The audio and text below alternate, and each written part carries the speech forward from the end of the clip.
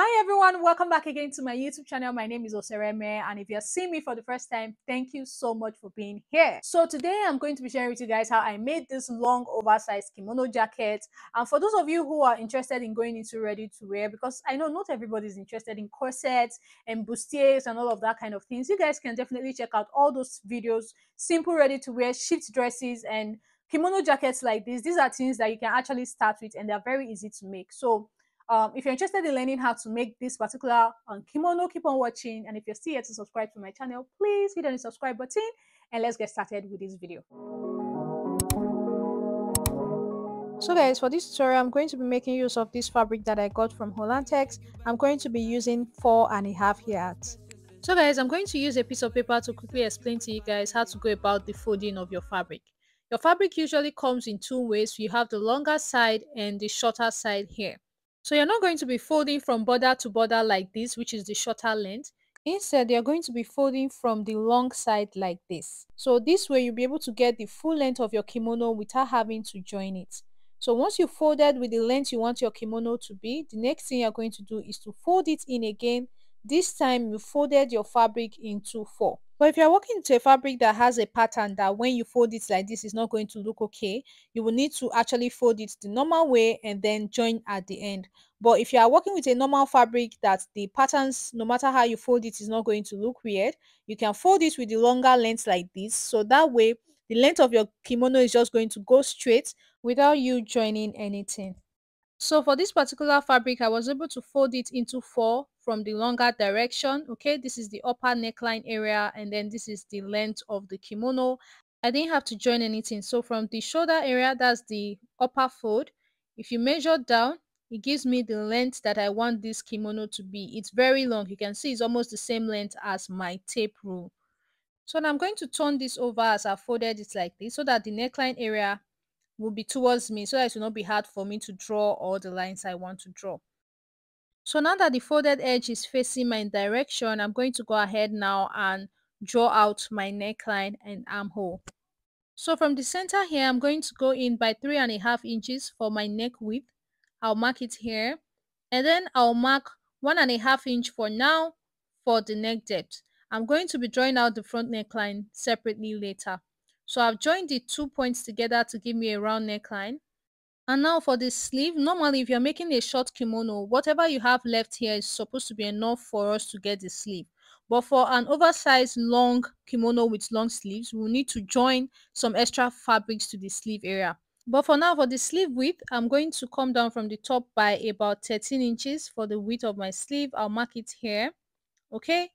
And then from the center of the fold I have, I'm going to go in by my bust measurement divided by 4. I made a mark here, and then from this point, I'm going to go out by some extra inches for ease. Now, the amount of inches you go out by is going to depend on how wide you want your kimono to be. Because this is an oversized kimono and I want it to be very big, I am going to be using 6 inches. I marked it here now, and I'm going to connect from this 6 inches point to meet my armhole. So now I'm going to take a measurement from the center of my fold to this new line I just drew, and I'm going to take this measurement all the way to the end. You can decide to use the exact measurement straight, or you can decide to go out a little bit more, that's making your kimono more open at the end as you go down. This is totally up to you. So now I'm done drawing out the armhole and the side. The next thing we are going to do is to cut out following the white lines, both on the side and on the neckline.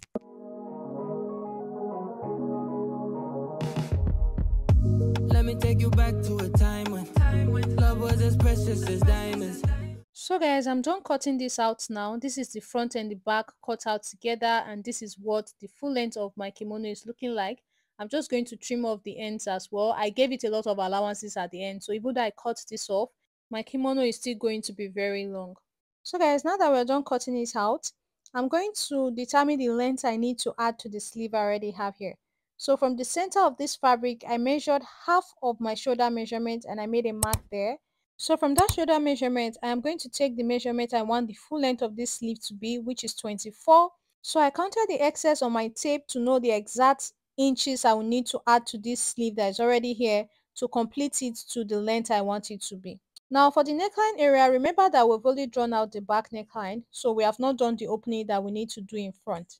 Since what we have drawn out here is both the same on both ends, so you can just go ahead and open up the neckline area of your fabric like this, like I'm doing here.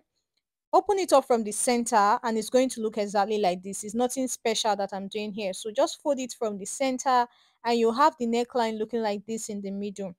So to open up the front, I'm just going to cut from the center of the neckline on one side of this kimono, and I'm going to take this cut all the way to the end of the fabric.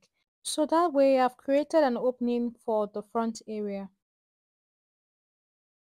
So guys, I'm done cutting out the opening now, and if I arrange it from the shoulder area, you see how it's already looking like a kimono. You see how we now have an opening on the center. So this is what it's supposed to look like. So guys, back to the sleeve area, I'm just going to go ahead and open up the sleeve wide like this. I have cut out the extra piece to complete the sleeve. It was about 10 inches long. So I'm going to go ahead and place this on my sleeve, right sides facing each other. And I'm just going to head over to the sewing machine and join it to complete the length of my sleeve. After I was done joining it down, this is what I had here. I even went ahead to serge it to make it very neat. And for the end, I went ahead to fold it up. So now the length of my sleeve is now what I desire, which is 24 inches long. So you can see what I have here. So you can see the full length of the sleeve now.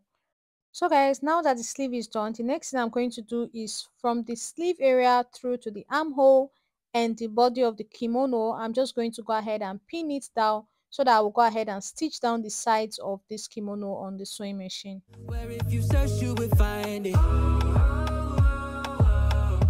I know that times have changed, but I don't wanna play no games, baby. I'll treat you. So now I'm going to go over to the sewing machine and I'm going to make a stitch starting from the sleeve here through the armhole all the way to the side, and I'll do the same thing for the other side of the kimono. So this is what I had after I was done joining the sides of the kimono. Now you know that the only part that we have left to work on here is the neckline. And for the neckline, it's very simple. You're just going to stitch a band all the way around the neckline. So I've measured around the neckline from one end of the kimono in front to the other end.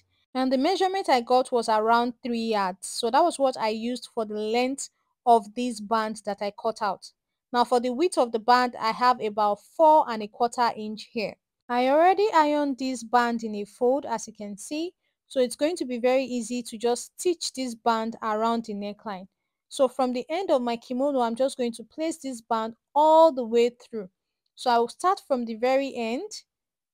Make sure that when you're placing this, you're also placing them right sides facing each other. So I'm going to place the band on the neckline like this, starting from the end of one side of the front, and I'm going to take it through the neckline and then to the other end as well. So I'm just going to go ahead and make a stitch all the way around. And lastly, I'll just finish the end of the kimono, which is just to fold all the way around the end. And basically that will be all for this. So for now, I'm going to just head over to the sewing machine and stitch this all the way around the neckline. So guys, I'm done stitching it around the neckline and this is what I have. You can see what it's looking like on both sides. So that's basically all for the making of this kimono, and of course I've gone ahead to secure the ends as well. So that's all for the making of this tutorial. Thank you so much for watching. I'll see you guys in my next one. Bye.